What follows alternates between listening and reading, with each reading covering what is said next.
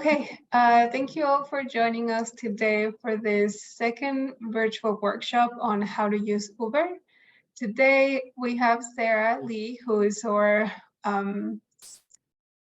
presenter for today's workshop. I'm going to start sharing my screen, and Sarah will start her presentation. If you have questions, just let her know by unmuting yourself. And yeah, we're looking forward to hearing from Sarah.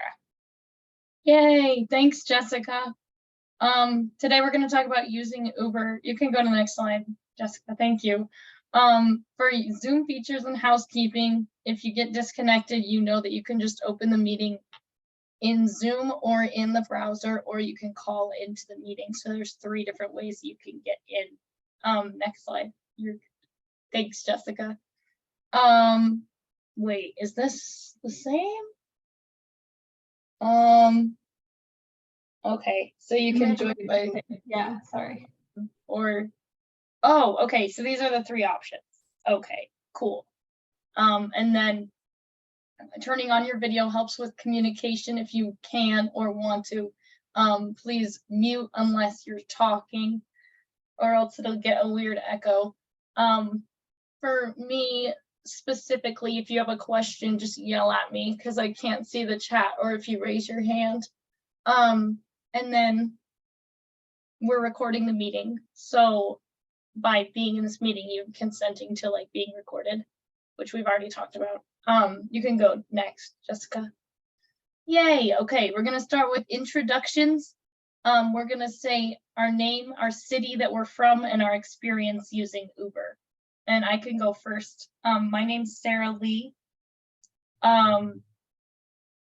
My city is Longmont, and I have a lot of experience using Uber because I have a vision impairment and I use it all the time to go different places. Next on my screen, we have Leonard. Do you want to go?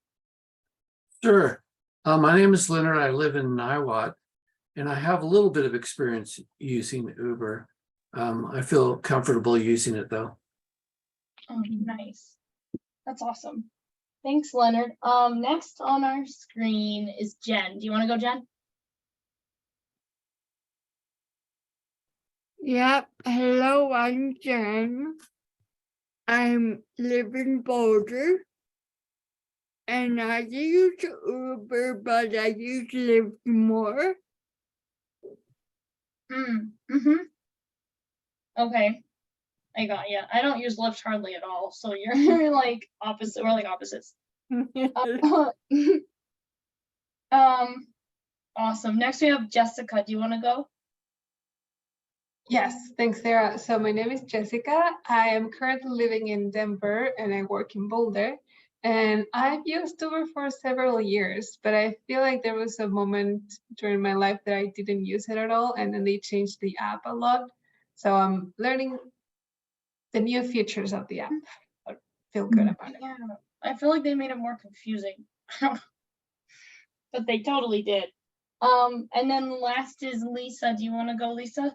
Yeah, I live in Lafayette, and my name's Lisa Lendorf. I live in Lafayette, and I've been using it over the past 4 or 5 years, I guess. I think it's interesting when we use the transit app, not in this class, but and you compare the prices of Lyft and Uber, sometimes you'll find out that one of them has a surcharge, and it's a huge difference in price. So I always go with what's cheaper in that case. Yeah, that's a really good tip, Lisa, for anybody else listening. You can always open both apps, or you can use the transit app, or there are several other places that do it, but you can look at the price for an Uber ride and a Lyft ride, and you can choose the cheapest. You can go next slide, Jessica. Yay, okay, this is a really pretty flower that I like. It is Mobility for All's, how can I move the, sorry. What Mobility for All does is we promote equitable and affordable and accessible transportation options for limited mobility individuals. We think that transportation is at the central focus of all of these things in life. We think that it affects housing, stability, employment, food and nutrition, health, environmental health, and safety, and whatever that says down there. Can somebody read that? I don't know what it says. I think it says education and skill building. Oh, nice. Oh, yeah, that's true. Because like I had to accessorize to college. Well, I didn't have to. I got to accessorize to college. Anyway, yeah. So you can go next, Jessica, if you want. Okay, wait a minute. I want to ask, can we have a Oh, t-shirt? okay. That we need t-shirts with that on it. I know. I say we need stickers. So let's just get some merch, baby. That's a great idea, Yeah. Lisa. That would be very cool. Yeah, mobility for, okay, yeah, and so mobility for all objectives are to expand affordable transportation, foster collaboration in the community, advocate for human-centered transportation planning, and promote multimodal transportation. And these are just kind of the things that we're trying to do. So if anybody has any thoughts or questions relating to these things, just let me know. I vote for those pretty flower stickers. These are, okay, yeah, so these are our ambassadors for anyone who's listening. The ambassador program is awesome. Ambassadors can support those who are struggling with transportation needs, and they can provide kind of a peer service to those who need it and those who want it. They can teach people about how to use these 5 apps and other things of transportation nature, and they can even go on a trip with you if you need to go on a trip with someone. You can go next, Jessica, if you want. There we go. Yay. Okay, this particular workshop is in the series of these 5 apps, and this workshop covers Uber. The 4 other ones are Lyft, Transit app, My Ride, and Google Maps. And then, yeah, we can go next. Yeah, yay. Okay. Ride hailing apps are like Lyft and Uber, and they are like a taxi, but they're not, because they claim to be a technology company and not a taxi company, not a transportation company. So they use people, they hire people who are just everyday people, but they do background screenings, and they have people drive in their personal cars, and then they pay them for giving rides. Next slide, Jessica. Yep, thank you. Oh, I just said that. Okay. Yeah, similar to a taxi, but through an online application. Okay, you can go next. No worries. Okay, cool. Thank you. So there's lots of differences in smartphones. So even if your phone looks different than the screenshots here, probably because they're from my iPhone, but if you have an Android, it should look similar, and it might look a little bit different, but it doesn't really matter which phone you use. It's according to your own personal preference. Next slide, please, Jessica. Thank you. Okay, so this is about Uber's privacy policy. They do collect, use, and share your data, but they don't collect anything too personal. They don't say like where you went. They just say your account name, your email and phone number. They store, and then they use they store your usage during trips of the app and the financial transactions. So they're pretty minimal. And then you can go for more information to the Uber website, uber.com/privacy. Okay, you can go next slide, Jessica. Ooh, okay. So as you can see, we're coming out of a pandemic. So we'll just talk about safety. Apps are not perfect. They might tell you to cross in the middle of a street and jaywalk, and just make sure you're using your brain, like crossing the street on a crosswalk. Make sure you're being safe. Make sure you have access to an emergency contact number. And then make sure that you're supporting those who are wearing masks. And also we want you to feel supported if you need to wear a mask for any reason to feel safe. Next slide, please. Oh, thank you. Okay, here we go for the presentation. Next slide. Thank you, Jessica. You're awesome. So our goals for this workshop are to increase confidence using Uber, connect people with our ambassadors, and receive $50 in credits to try Uber if you haven't yet tried it. Next slide. Yay. Thank you. Okay, so first we're going to download Uber. So you want to go to the App Store or Google Play Store. It'll be either the rainbow play symbol or the app symbol with the blue on it. Or if you have some obscure phone, just go to the store that you get the stuff from and then type Uber into the search bar and it should come up. It's the black square with the white Uber in it. Pretty distinct, easy to find. Next slide, please, Jessica. Thank you. And then, yeah, you want to tap get or download to get the app. And then once it downloads, you'll wait for it to download and it'll open. It'll ask to access your location and you'll want it to because it'll make your life a bajillion times easier. You don't have to, but you'll want to if you want to have a successful, if you want to use it successfully. So you'll want to allow it. Next slide, please. Yay, thank you. Okay, yeah, so you'll want to enter your cell phone number. It'll send you a text and then you can write down the code. Or if you have an iPhone, your code should just go in there. You should get it from your messages in there. And open the Uber app, you can type it in.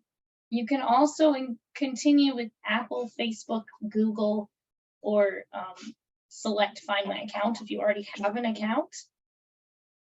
There's lots of ways to do it. Thank you. You can select your preferred payment method. You can either do that now or later. And then you'll want to be allowed, click allow for notifications so that you can receive alerts because they'll notify you when your ride is 1 minute away. And they'll also notify you when your ride is there and important things. Next slide, please. Thank you. So to book a ride for like right now, if you were to book a ride right now, you would tap the where to bar on the map and then start typing your destination address. It should track it via GPS. I would just make sure you have the right address, like make sure it's right, but it should be. If technology is working correctly, it should be right. And then you can also save your favorite locations in the Uber app, like home and work. I'm actually not sure if you can save any others, but you can. Make sure you check the address that you're leaving from. Yeah, that's what I was just thinking. Because sometimes the GPS will say you're across the street or down the block. Stuff like that. That's really important. Thanks, Lisa. That's really good. Yay. Okay, cool. Let's see. Okay, so yeah, and then you'll say your ride, and then Uber will and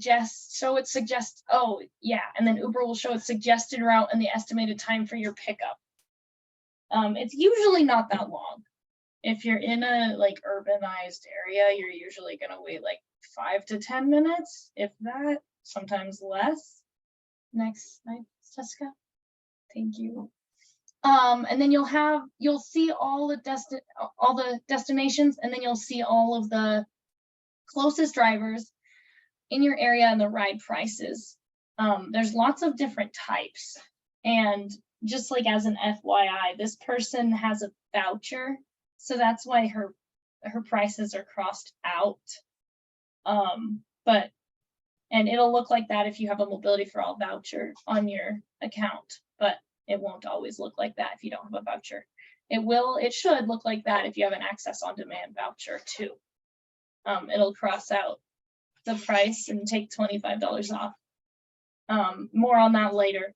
But once you selected, you'll see all the options. There's Uber X, which is usually the one that I use. And then Uber XL is like, so Uber X is 1 to 4 passengers, and then XL is for 6 passengers.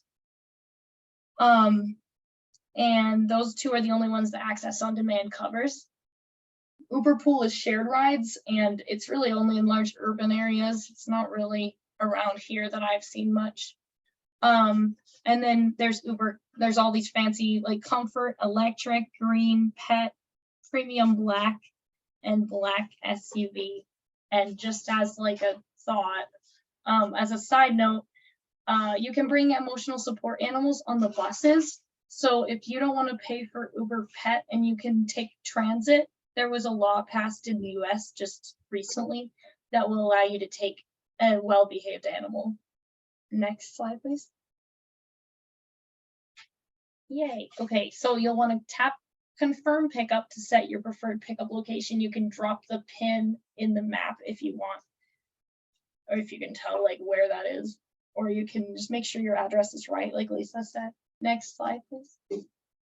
Yay, thank you. The Uber app displays information about the driver. So you'll see the driver's name, make and model of the car, the driver's rating, the license plate, and then the contact icons, which you can call or text your driver with. Your driver should answer. They're supposed to, but they don't always. So I'd recommend if there's something you need, send them a message, because it should like read it to them on their GPS, on their screen as they're driving. Okay, next slide, please. Thank you. The Uber app allows you to write a pickup note in case you want to give the driver more information about your pickup location. So you can tell them where you're at. You can, if you choose, also have the opportunity to disclose a disability like autism or vision impairment or something that tells your driver that you have a difficulty finding them or you have a difficulty communicating. And then be aware that you could be subject to discrimination. I've dealt with this a lot, and more on this later for reporting discrimination. Next. Oh yeah, okay, it's right here. This is how to report discrimination. You want to go to help first if you're taking too long, or if your driver cancels on you after you tell them that you have a disability, which is more common than you would think. You would go to help, accessibility, and then I want to report a trip denial due to discrimination, and then fill out this form. This is different for service animals. And then guide dogs specifically, you would want to email uber-info@nagdu.org. Let me look at that. I'll look at that up. But as I said, this is the picture. You'll want to go to accessibility, then you'll want to say you want to report a trip, and then you'll be able to tell them what happened. And if it's a service animal, it's a different form. But you can go next, Jessica. Thank you. And then you can tip or rate your driver. They're an option, but you'll probably want to rate them, and then you can either tip them, or if you don't want to, you don't have to. Next slide, please.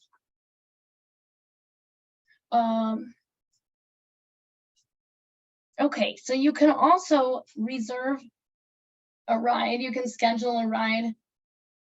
You can schedule a ride up to 30 days in advance by tapping on reserve, and you can set up a pickup time and location.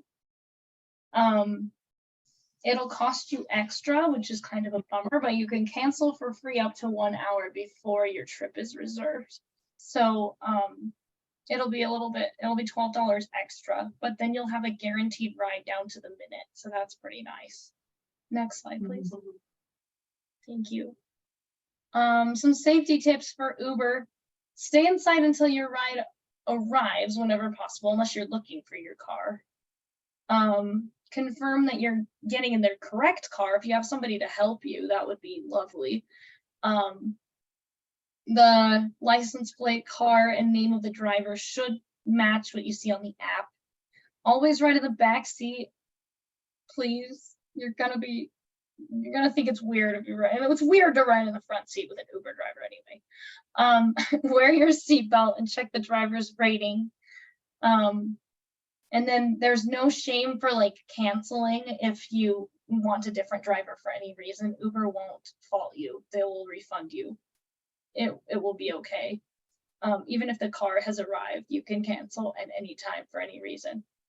And then follow the car's route on the map in your app. And then don't pay cash for a tip. If you need to tip your driver, do it on the app. You don't need to take your wallet out. Next slide, please. Thank you. Let's see. Yeah, okay, so there's a new safety toolkit with Uber, and you can contact them. You can share the status with your family, friends, and loved ones, and you can also report incidents to Uber directly while you're on the ride. So you can easily, just with only like a few taps, there's like contact 911 options, and then you can also share your trips with your parent or with your guardian or with your friend or significant other. And they can track you. Next slide, please. Thank you. Oh yeah, this is like the greatest option ever. You can verify your ride with a PIN code. If you go to settings and then you want to turn on verify your ride for the PIN feature, and we'll show what it looks like in just a second. Next slide, please. Thank you. It looks like that when you're going on a ride. Your PIN feature will look like that. And then when you click on the PIN, it'll go bigger if you need it bigger. And then it'll give some explanation. It's 4 different numbers and it'll change per ride so that it's unique to your ride. And then you'll share the PIN in person when your driver arrives, and that will allow the ride to start. So your driver has to put in the PIN before they start taking you to wherever you're going. Next slide, please. Thank you. You can get more explanation on the PIN, and then if you scroll down, and then you can track your ride even from the lock screen on your phone. So if your phone's locked, you can just watch it kind of go. You can watch how long it'll take you, and you can watch the estimated drop-off time. And if you have my phone screen, I guess you can also watch Teddy. Next slide, please. Adding a payment method, you want to go, if you don't do it from the beginning, you can tap on your account and then you can tap a wallet, and then you can select add payment method or redeem gift card, and then add one of the following. You can add a gift card with Uber, or you can just a regular gift card. You can use like a gift card you get from like Visa, or you can use Venmo now. You can use PayPal, which is great. You can use your own card. You can use your CVS pharmacy or a gift card. Next slide, please. Cool. And then if you want to add a credit or debit card or a gift card, you will need to add your card number, your expiration date, your CVV code, verification thing, and country and zip code, and then tap save to finish. Next slide, please. Cool. Okay, so you can also use public transit in Uber. If you want to go to services, you can tap on transit and see how you could get to your destination via public transit. You can also, I think you can get tickets with Uber with the public transit. You'll find a route and it'll guide you to the stop, and then you'll look at the frequency with which bus stops stop at a stop that will lead you to your destination. Next slide, please. Cool. So Uber Access on Demand is for only passengers who qualify for Access-a-Ride and have a current active Access-a-Ride account. So if you have an active excess ride ID number and you're currently certified, you have to fill out the enrollment form on RTD's website, which is this link, and it'll look like this on the right. And there's more pictures on the next slide. Slide, please. Thank you. And then make sure you fill out the whole information and that your information is correct, and then hit submit. Make sure you already have a Lyft and Uber account if you don't make one. And then it'll subsidize up to $25 per ride. And then it's up to 60 trips per month. Next slide, please. Okay, so once you've been approved for Access on Demand, you'll want to open the app and request a ride as usual. And then you'll want to find the voucher in your payment options and make sure it's activated. So turn on the little switch thingy, it'll be turned off. It could be turned off, so turn it on. Yeah, and this is why everyone's getting after me. They said, do this while you can get the access on demand. Yeah, you have to first qualify for Access-a-Ride for it. Yes, ma'am. Yeah. Yeah, and so that's why Access on Demand is really nice. It's nice for me because I can like have some freedom and go places and not worry about like getting robbed. I don't know. I have like paranoia, the worst ever. But yeah, and then if you access it'll show you how many trips you have remaining on that screen when you turn it on, and then it'll cover up to $25 of each trip, and then you're responsible for paying the rest. And you're also, if you pay a tip, it'll come out of your account. The next slide, please. Come out of your personal account. Sorry, that wasn't clear. And then you'll want to confirm your ride as usual, and then you'll receive an email confirming that your voucher worked, that it looks like that on the right of the screen. Next slide, please. Thank you. The last thing we want to talk about is accessibility features for people with disabilities. Uber has a feature where you can request refunds or request to waive future fees incurred by wait times. So if it takes you a little bit longer to get to the car, and you have struggle finding the car, you'll want to go to the help section, then accessibility, then resources for riders with disabilities, and then I have a disability. How do I request a wait time fee refund or waiver? And then you'll be presented with some information. You'll want to scroll down and you'll want to put your initials if you want to request wait time. And then they're getting back to me. Like they're kind of being difficult for me, but they should get back to you. Next slide, please. Thank you. Okay, so are we like gonna demonstrate like I think this might be for the in-person workshops. So okay, yeah. So an in-person workshop, we would actually take an Uber. We will show on the screen how to book a ride. So we will connect an iPad to the big screen and then go like through the whole process. Yeah. Okay, so like if anybody's watching here, that you can like see my Uber app, you'll just want to say where to. If I were going to the post office right now, I would just say post office, but I can't actually.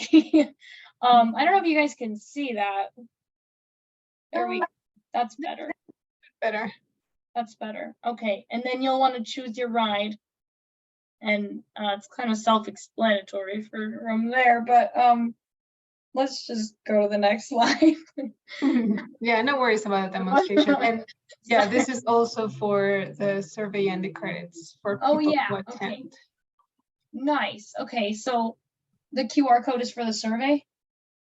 The post-workshop survey. Oh, nice. Oh, that's awesome. Because my survey was on paper and then I forgot to give it to Chloe for like 2 months. So I like the QR code better. So you can scan the QR code, or if you need paper, Can probably get Well, paper. probably. Mhm. Probably could.